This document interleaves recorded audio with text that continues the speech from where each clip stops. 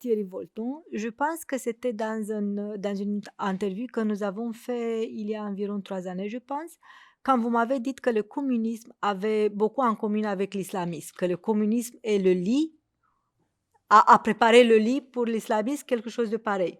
À ce moment-là, on parlait du radicalisme et aussi de la manière dont le totalitarisme communisme avait imité la structure d'une religion.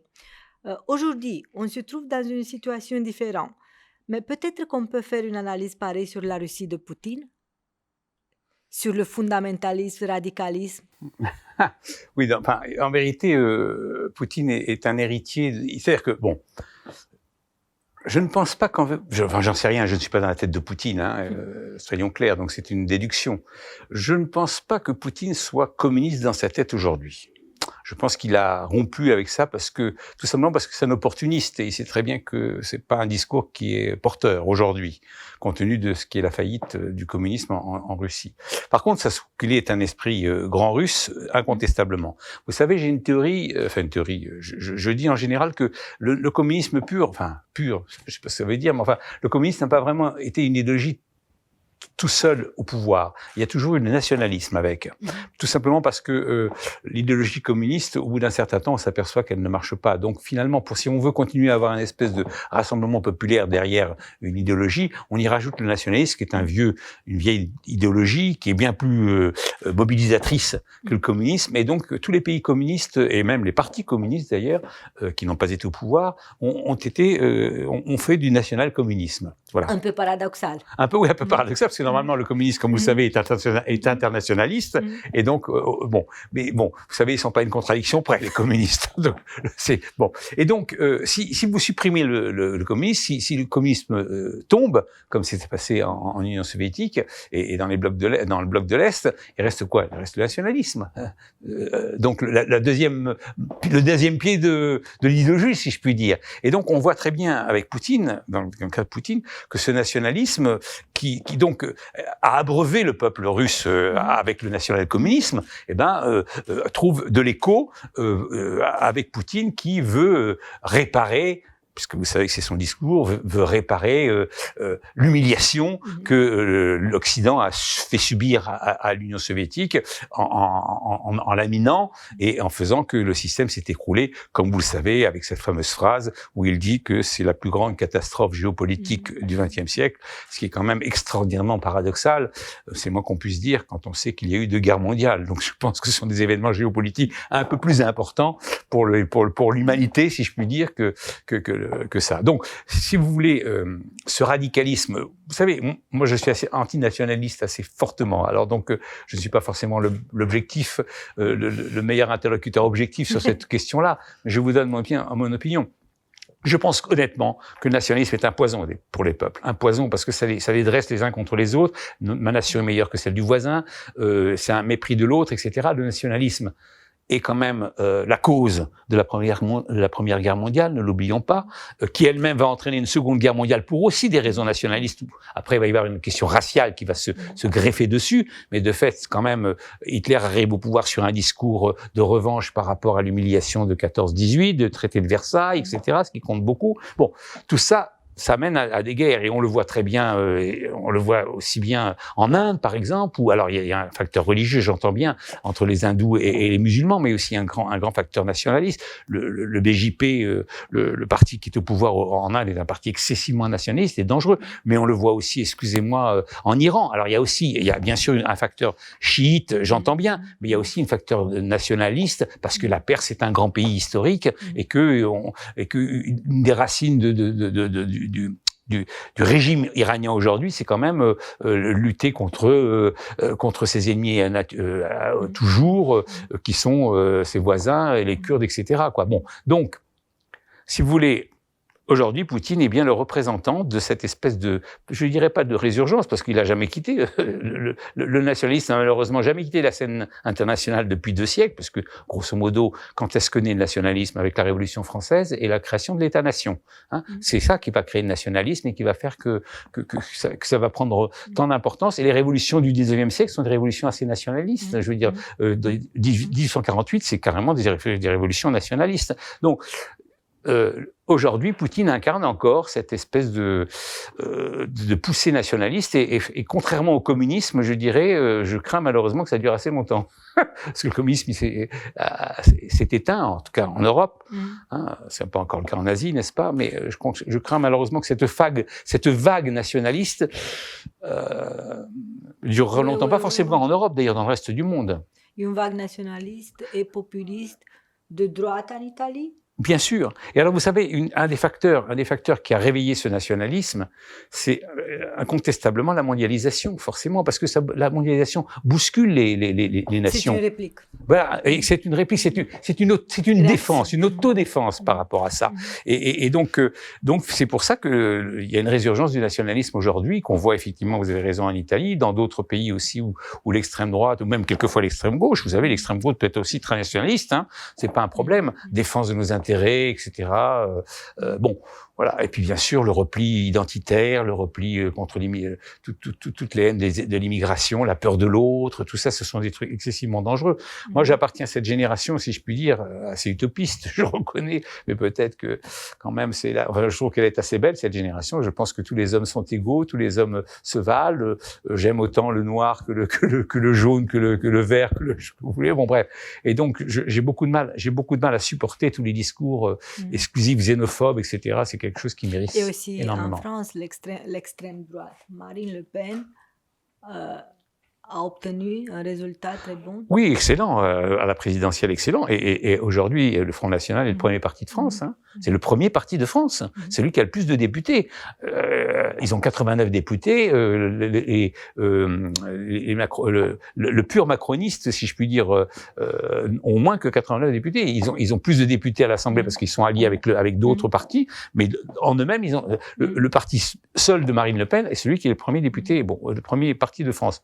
Bon, tout ça est préoccupant. Et d'ailleurs, je vous cache... Il peut être comme un zeitgeist, l'esprit d'époque. Oui, bien sûr, mais c'est plus qu'un esprit d'époque, parce que je pense que ça va durer plus longtemps que... Ça va être plus...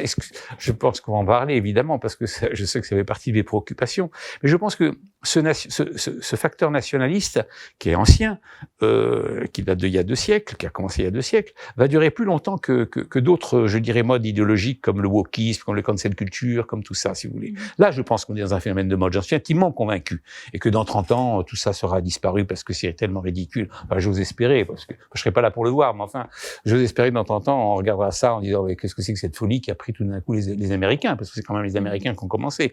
Hein.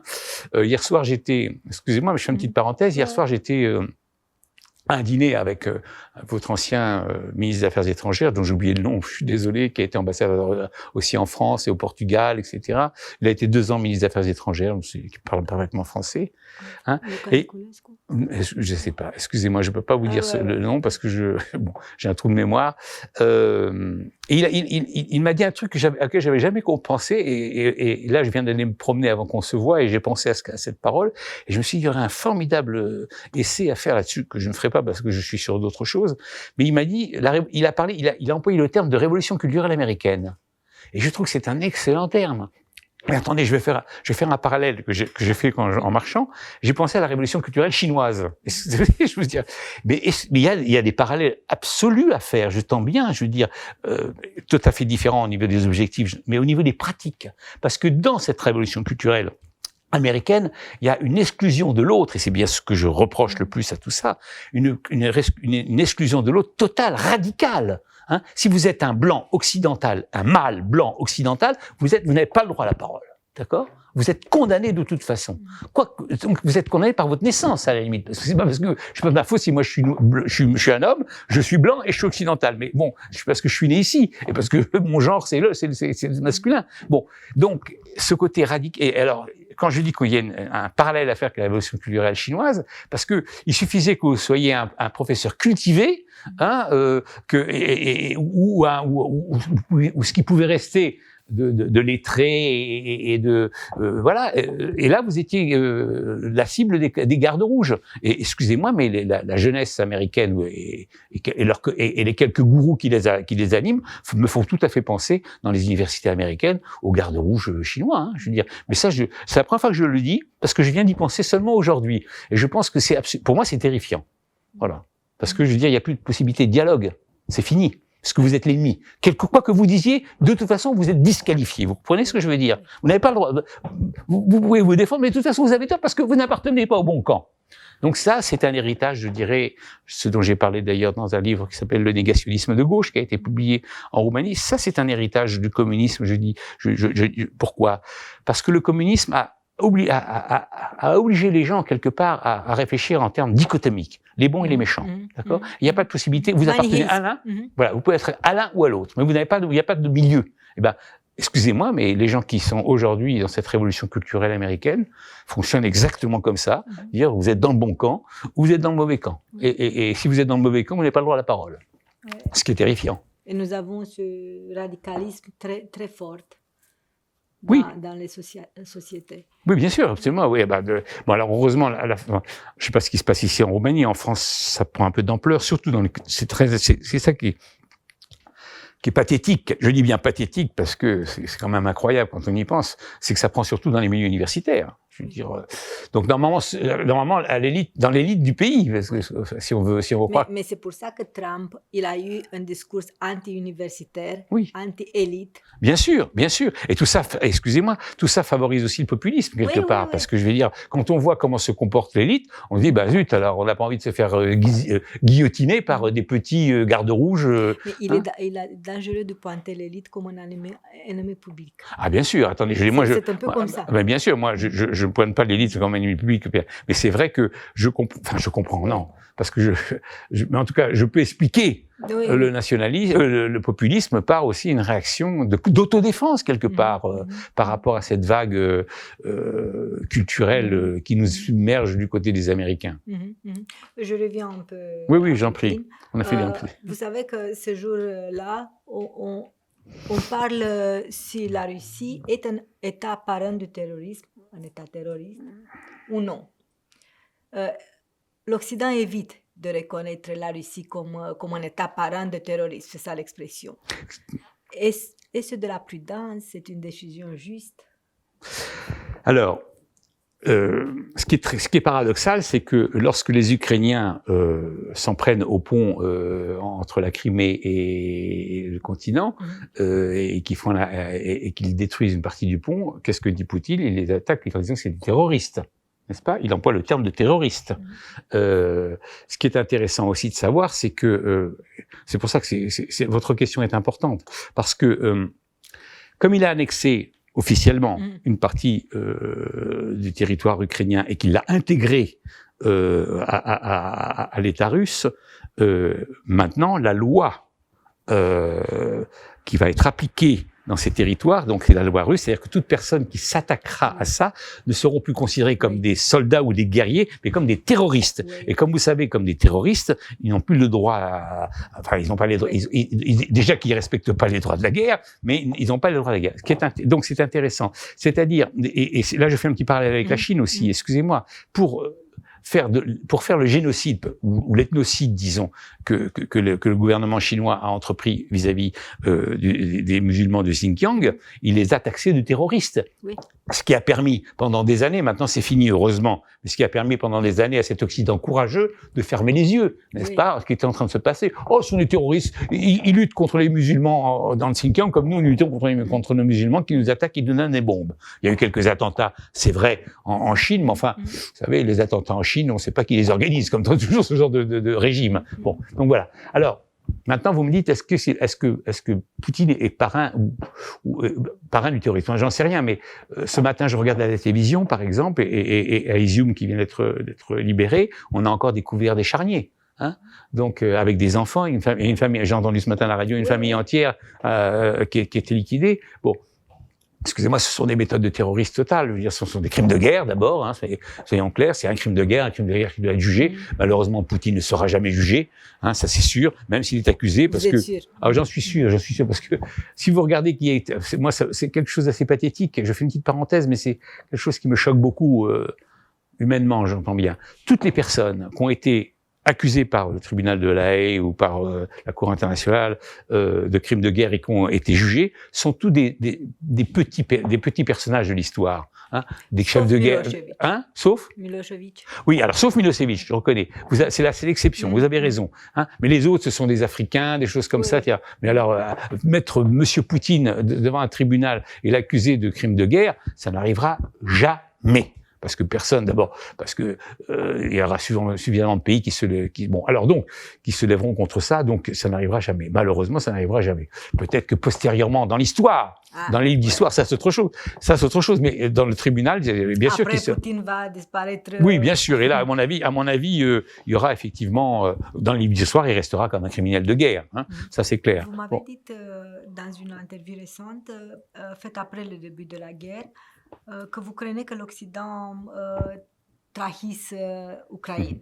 Avez-vous toujours ce souci? Alors, je vous avoue qu'il ne m'a pas abandonné vraiment. Alors, soyons optimistes et après, on va venir à ça. Bon, d'abord, honnêtement, aujourd'hui, je trouve que les Occidentaux, les Américains en premier, les Anglais en second, on ne l'oublie trop souvent, parce que les Américains, c'est un peu, je dirais, ils sont une puissance militaire gigantesque, ils peuvent se permettre ça, mais les Anglais donnent beaucoup d'armes. Donc, à la limite, au prorata entre Américains et Anglais, ce sont les Anglais qui sont quasiment les plus présents dans ça. Les Français sont très loin derrière, hein, puisque nous sommes que 2% à peu près des livraisons d'armes, d'après les chiffres officiels. Donc, oui, on est très loin, que les Américains doivent être autour de 50%, les Anglais 25 ou 30%, les autres beaucoup moins. Bon, les Italiens sont très contre, enfin bon. Mais quand même, en dehors de ces livraisons d'armes, il y a quand même une certaine un discours assez dur, une volonté de sanctions alors on se dit les sanctions ça porte pas. Mais si, parce que les sanctions c'est long, je suis désolé, il faut attendre un peu, je veux dire soyons clairs, la Russie qui est dans un mauvais état économique, ça va souffrir de ces sanctions incontestablement. Donc il faut pas désespérer de ça. Bon, évidemment on a envie que ça arrive tout de suite, mais c'est long ça. Et puis de plus que n'oublions pas que Poutine vend toujours du pétrole et du gaz et que grâce à ça, il reçoit des dizaines de milliards de dollars. Donc ça permet quand même de supporter quelques sanctions. Bon, maintenant, est-ce que je suis toujours pessimiste? Oui, je vais vous dire franchement oui, parce que je pense que nous allons avoir un hiver excessivement difficile.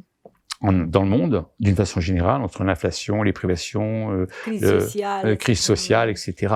Je regarde, en France, il y a actuellement une grève qui est en train de se passer, qui bloque les raffineries de pétrole, et donc il y a les gens qui sont en train de se battre, devant des stations-service parce qu'il n'y a plus d'essence.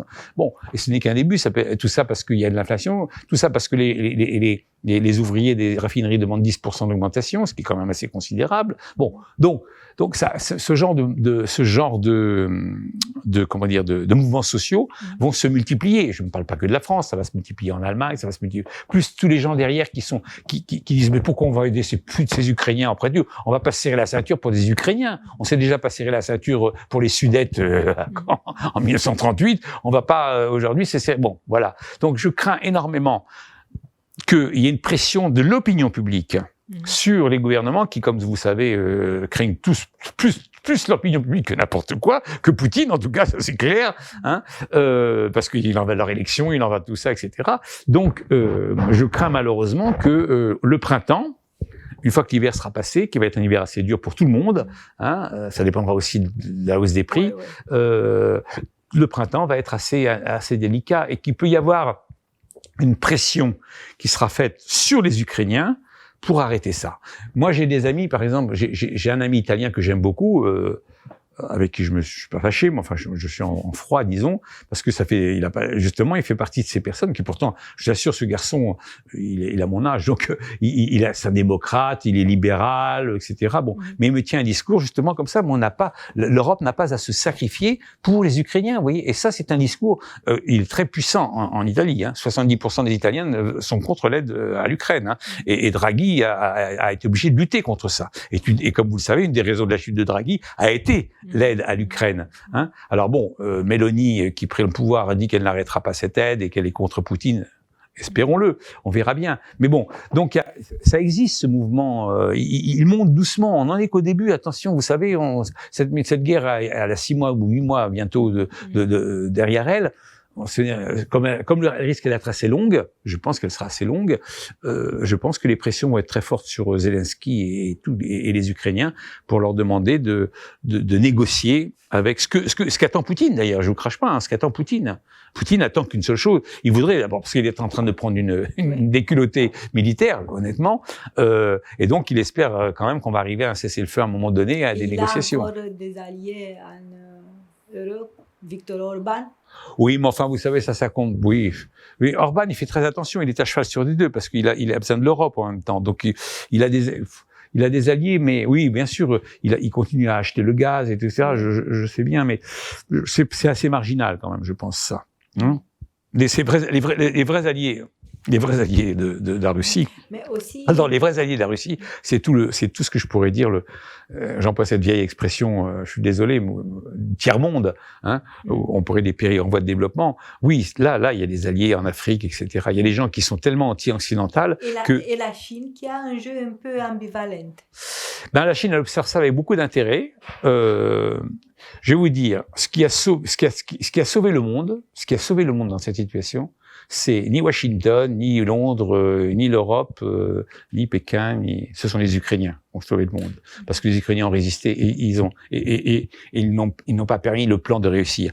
Si jamais, et ça je suis intimement convaincu de ça, bien sûr je pourrais jamais le prouver parce que ça s'est pas passé, mais si jamais Poutine avait réussi son opération comme il pensait qu'il allait réussir, c'est-à-dire qu'en 3 jours il allait conquérir l'Ukraine, ça aurait été des protestations, etc. Ouais, c'est inadmissible, bon, on serait resté là. Hein, bien sûr, il aurait fallu que l'armée ukrainienne soit complètement défaite et que les gens se rendent, que Zelensky s'enfuit, etc. Bon, une défaite totale, comme il l'espérait, comme ses services secrets avaient dû et son état-major avait dû lui laisser entendre. Bon. Mais si jamais ça s'était passé, il est incontestable, je suis sûr que Taïwan aurait été immédiatement envahi par la Chine.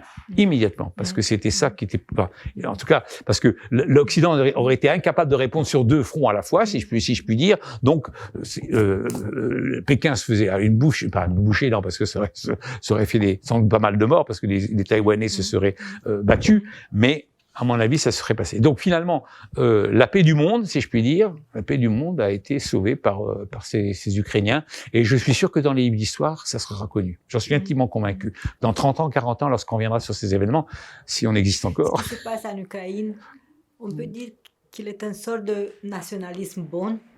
Du nationalisme Bon, pas mal. Un bon nationalisme.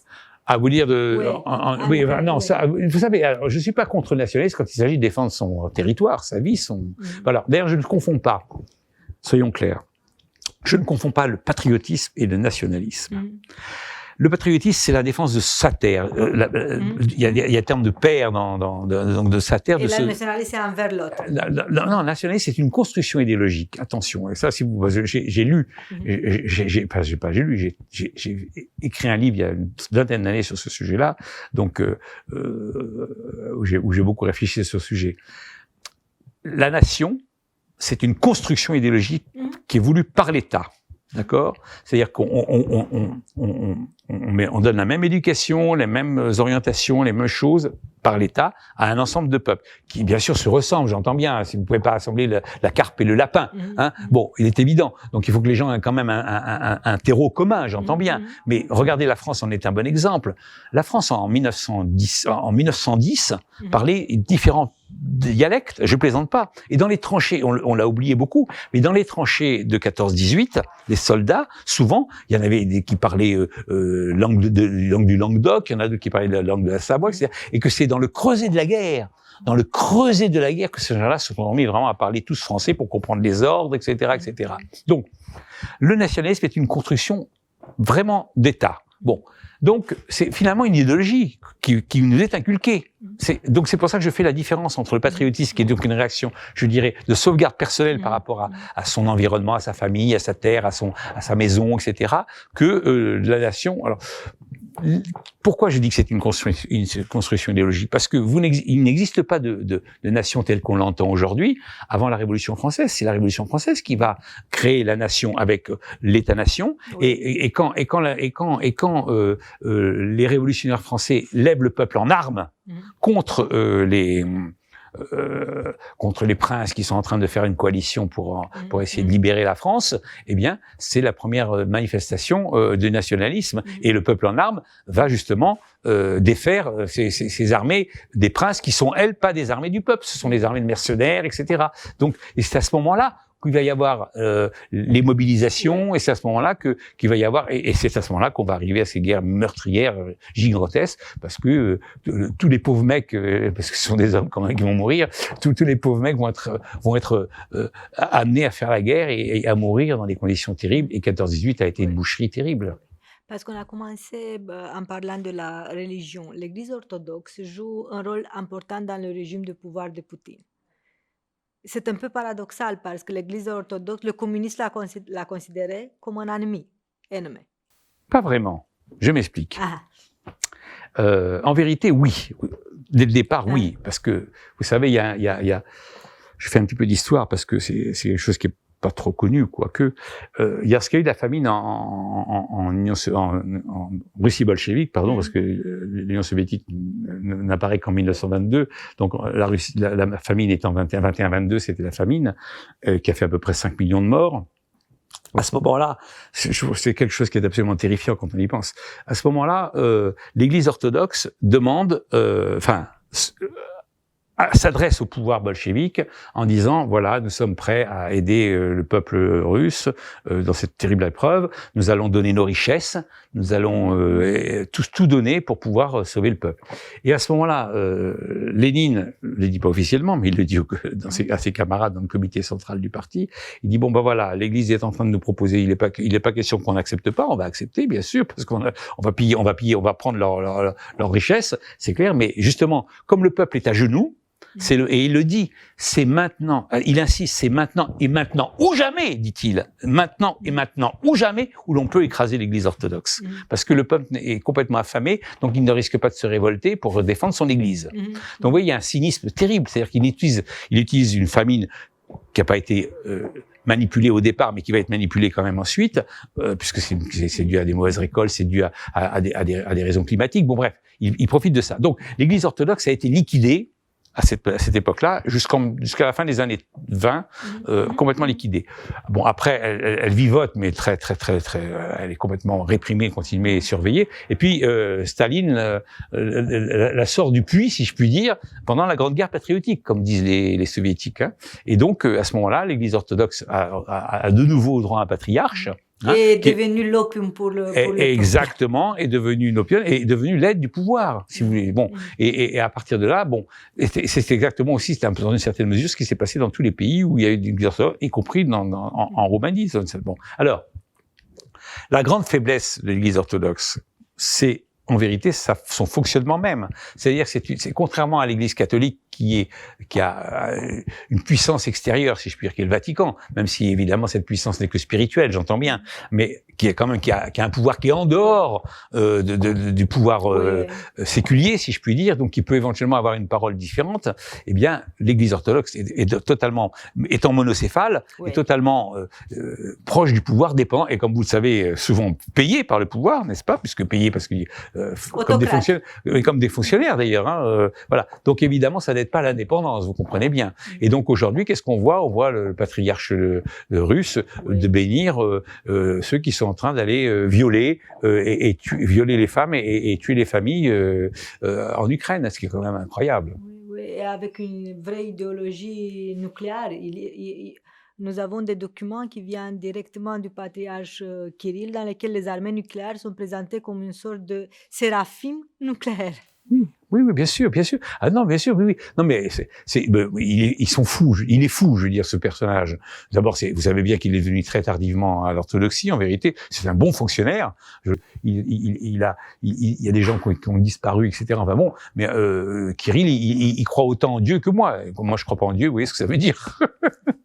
C'est vrai, je crois pas en Dieu. Excusez-moi de vous le dire, mais bon. Oui, c'est même. Mais je n'ai rien contre les gens qui croient en Dieu. Hein. Je suis suffisamment là-dessus, j'ai pas de problème. Il y a aussi une complicité, dans le sens dont vous parlez dans votre trilogie, entre l'Église orthodoxe et le régime communiste en Roumanie. Alors oui, il y a une complicité, ne serait-ce que pour liquider l'Église uniate. Excusez-moi, hier soir j'en parlais encore, comme je vous l'ai dit. Il est clair que, alors je ne dis pas que l'Église orthodoxe a voulu liquider les uniates, mais ils ont profité de la volonté du pouvoir de liquider l'Église uniate pour les aider, et de fait les uniates ont été pris entre le marteau et l'enclume, si je puis dire, ou entre la croix et la faucille, hein, et donc de ce côté-là ils ont été bien sûr. Et puis comme vous le savez, il y a beaucoup de prêtres orthodoxes qui ont collaboré avec la Securitate. Mais nous n'avons pas l'accès au dossier parce que l'Église orthodoxe. Bien sûr, évidemment, mais je suis sûr, honnêtement, connaissant comment ça fonctionne et comment ce genre de système fonctionne, moi je suis intimement convaincu que si on avait accès au dossier de la Securitate, on trouverait que, bon, je donne un chiffre approximatif, mais en tout cas plus de la moitié des prêtres orthodoxes étaient des informateurs. Pour l'illustration, c'est trop tard. Oui, bien sûr, mais alors un des grands problèmes qui se posent aujourd'hui dans le monde européen particulièrement, et c'est là où la responsabilité de l'Occident est absolument totale, de l'Occident, celui qui n'a pas connu le communisme, j'entends bien, c'est que au lieu de faire une lustration dans tous les pays, cette lustration a été minimisée de façon générale. On n'a pas trop voulu la faire d'abord dans les pays en question, pas trop, parce que ça touchait tellement de monde, des familles entières qui auraient été divisées, etc. Ça posait d'énormes problèmes psychologiques, humains, etc. J'entends bien, mais même du côté européen, on n'a jamais encouragé ça, si je puis dire. On n'a jamais pensé une seconde à faire, pas forcément un procès de Nuremberg, j'entends bien, mais en tout cas un procès moral de ce que c'était, etc. Ça n'a jamais été envisagé. Donc ce travail de mémoire, de mémoire historique et de nettoyage, mais de nettoyage, je dis pas qu'il fallait emprisonner les gens, les fusiller, pas du tout, mais simplement de réflexion. Non, pas de guillotine. Moi, je suis contre la peine de mort, de toute façon. Alors donc pas ça, mais en tout cas un espèce de jugement moral, de pourquoi c'est de comprendre. Donc on s'est tué là-dessus, ce qui fait qu'une grande partie des difficultés que connaît encore les pays d'Europe de l'Est, et particulièrement la Roumanie, tient au fait que ça n'a jamais été fait, ce travail de lustration. Hein, et ce qui fait que, comme disait un participant hier à la conférence que je donnais, le premier rang a été liquidé, mais c'est le second rang qui a pris le pouvoir. Hein, voilà, de fait, c'est un peu ça. Iliescu, c'était le second rang des communistes. Hein. C'était pas le premier rang, et c'était les réserves, si je puis dire. Donc voilà. Donc ça a évidemment considérablement nui au développement démocratique du pays, mais même dans d'autres pays. Et donc, de fait, nous sommes responsables de ne pas avoir mené cette réflexion sur ce qu'est le communisme et sur ses complicités et ce que ça représente. Voilà. Vous savez qu'en Roumanie, il existe toujours la question si a gagné la sécurité, les services, ou le Parti communiste qui a gagné. À mon avis, ils étaient alliés dans cette affaire-là. Alors, contrairement, enfin, non, pas contrairement d'ailleurs, regardez. Le schéma russe est, à mon avis, très, très, très intéressant parce qu'il est plus clair que le vôtre encore, d'une certaine mesure.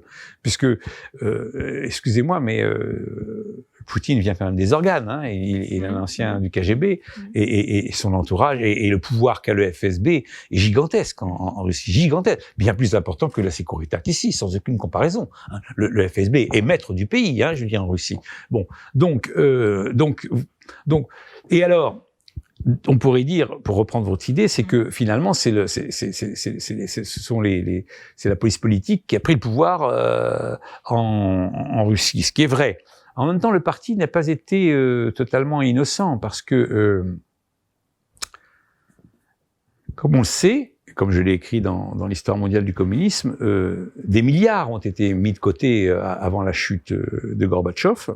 Des milliards ont fui dans les coffres dans les paradis fiscaux, et ces milliards, ils vont réapparaître après la chute du communisme, et certains oligarques qui sont devenus des personnages excessivement importants ont eu leurs premiers milliards de ces milliards qui avaient été cachés dans les paradis fiscaux. Donc il y a une filiation quelque part. Alors bien sûr, vous me direz, Abramovich ou les autres, Timchenko, plein d'autres encore, ne sont pas évidemment des gens du Parti communiste qui se sont déguisés. Enfin, sans cet argent, il serait peut-être pas arrivé ce qui s'est arrivé. Bon, donc finalement, il y a une alliance qui s'est faite,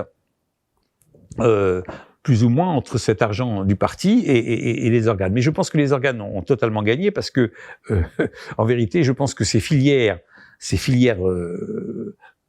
financières vers les paradis fiscaux, c'était le KGB qui les avait organisées. Donc je suis pas sûr que les gens du parti servaient le numéro des coffres et les endroits des coffres. Donc voilà. Donc on peut dire à ce moment-là que vraiment ce qui gouverne aujourd'hui en Russie, c'est incontestablement les héritiers du KGB. Voilà. Et en Roumanie? En Roumanie, moins quand même, parce que vous, excusez-moi, mais d'abord vous êtes quand même pas dans le cas de figure. Il y a quand même des élections assez libres. Il y a quand même une presse assez libre. Vous en êtes la preuve. Bon, donc alors que de plus en plus la Russie poutinienne ressemble de plus en plus à l'Union soviétique dans son fonctionnement, non seulement du pouvoir, mais dans la façon dont il emprisonne, dont il bâillonne, Alors, c'est pas tout à fait encore l'Union soviétique, soyons clairs. Hein. On vit mieux. Enfin, on vit moins mal, on vit moins mal sous Poutine qu'on vivait sous le communisme, mais enfin, on s'en approche de plus en plus. Et évidemment, cette guerre n'aide pas à ça. Il semble que le régime en Russie, il est devenu déjà totalitaire. Pas tout à fait encore, je dirais, pas tout à fait encore, parce qu'il existe encore des petites respirations, elles sont de plus en plus réduites, hein, dans la presse, dans tout ça, puis il y a l'Internet, et puis il y a bon, j'ai oublié le nom, mais enfin, il y a quelque chose où on permet de communiquer par ça a un nom. Une application. Telegram. Hein? Telegram, merci, bravo. Hein, donc il y a Telegram, bon, et puis ils sont pas quand même totalement coupés du net mondial, comme par rapport, les Chinois le sont totalement, eux, par l'intranet. Il y a quand même une possibilité en Chine, il n'y a pas cet intranet en Russie. Hein, donc je peux dire, bon, c'est pas tout à fait l'Union soviétique quand même, pas encore. Ça viendra peut-être, mais pas encore. C'est sans doute le rêve de Poutine, mais d'abord je pense pas qu'il y arrivera parce que ses jours sont sans doute comptés, mais bon. C'est ma dernière question. Le cas de M. Erdogan, le président turc, il est lui-même un dirigeant autocratique. Il y a des journalistes et des écrivains qui sont emprisonnés en ce moment-là. Mais dans le contexte géopolitique des derniers mois, de la guerre d'Ukraine, il a l'ambition de jouer le rôle de négociateur. C'est ça le réel politique, car un dictateur, il est fréquentable pour l'Occident. Mais vous savez, c'est intéressant parce qu'il y a un parallèle historique qui peut être fait, qui est très, très, très intéressant. Il se trouve que je suis en train de lire là-dessus, donc je suis assez... Lorsqu'il y a eu les accords de Munich en 1938, alors je fais un petit peu d'histoire pour vos éditeurs, Hitler voulait détruire la Tchécoslovaquie, d'accord, qui était un pays qui a été créé avec le traité de Versailles de 1919, d'accord, qui n'existait pas auparavant. Donc, il estimait que ce pays était illégitime, puisqu'il détestait le traité de Versailles qui avait puni l'Allemagne pour avoir été le déclencheur de la Première Guerre mondiale. Bon, donc, il fait des pressions, etc. Et il y a ce qu'on appelle les accords de Munich, c'est-à-dire se réunissent à Munich les Français, les Anglais, Hitler et Mussolini. Et c'est là où j'en viens. Et donc, il y avait un impasse total entre les Anglais et les Français. Et c'est Mussolini qui va sortir de sa poche quelque chose qui va être justement, on va scinder, c'est la proposition de Mussolini, on va scinder la Tchécoslovaquie et on va donner à l'Allemagne la partie germanophile, c'est-à-dire les Sudètes. Bon. Et donc, finalement, et Hitler est parti très content, les Français, il dit on a sauvé la paix, les Anglais encore plus, c'est formidable et tout ça, bon, grâce à Mussolini. Voilà. Donc, si vous voulez, Erdogan, c'est un peu le Mussolini d'aujourd'hui, si je puis dire. D'abord, ces régimes lui ressemblent pas mal. En tout cas, enfin bon, le fonctionnement du régime, j'entends, parce que Mussolini, c'est moins pire que Hitler, quand même, au niveau de l'emprise, quoique la police politique mussolinienne n'était pas gentille. Mais bon, c'était pas tout à fait la Gestapo, quand même. Donc, si vous voulez, Erdogan, c'est un peu le Mussolini d'aujourd'hui, et la Turquie, ça serait perdre un œil, si je puis dire, pour l'OTAN. Et excusez-moi, dans les géostratèges, ils veulent pas ça. Hein. Ils en ont besoin. Alors vous me direz, maintenant il y a les satellites, etc. Mais en fait, il n'y a pas tout, il y a d'autres choses. Bon, donc, et il sait très bien ça. Honnêtement, il est pas bête. Il mène sa barque. Hein, il opprime son peuple. Il est copain avec Poutine. Il n'est pas fâché avec les Occidentaux. Bon, écoutez, c'est un jeu d'équilibre assez adroit. Acrobatique, dangereux pour le monde, soyons clairs, mais pour la Turquie, assez adroit. Vous avez parlé de Mussolini, mais voilà qu'en Italie, on a maintenant un parti post-fasciste Oui. qui a gagné les élections.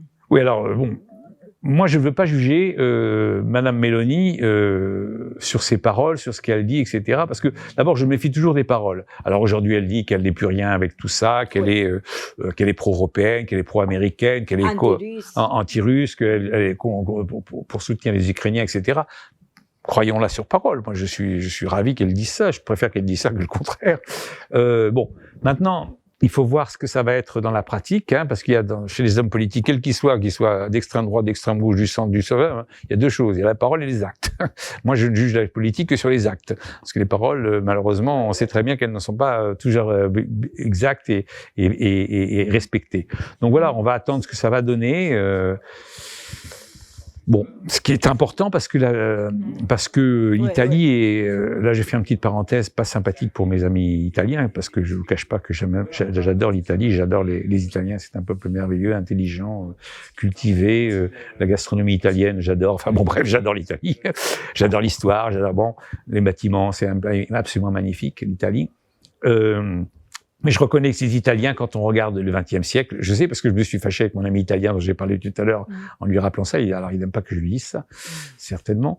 Mais les Italiens, si on regarde l'histoire du XXe siècle, ils ont quand même souvent collaboré avec des régimes forts. Bon, ils ont d'abord eu un régime fort avec Mussolini, hein, mais pendant la période du communisme, moi, j'ai beaucoup étudié ça au niveau des filières de technologie, de fuite de technologie, les financements secrets, etc.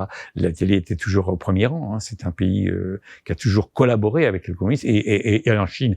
Tout aujourd'hui avec la Chine, c'est un pays qui est très collaborateur des régimes communistes pour des raisons souvent de cupidité, hein, soyons clairs, c'est pas des questions idéologiques. Ils sont bons vivants. Exactement, bons vivants, ils s'en foutent après tout, et voilà. Et donc, mais c'est dangereux. Donc, c'est un pays qui n'est pas un allié, je dirais. Bon, c'est un allié fiable, incontestablement, mais bon, sous la table, il peut aider les autres. Toujours, encore une fois, pas forcément pour des questions idéologiques, mais parce qu'ils ont des intérêts et que ça leur plaît, voilà. Donc, on va voir comment ça va se passer.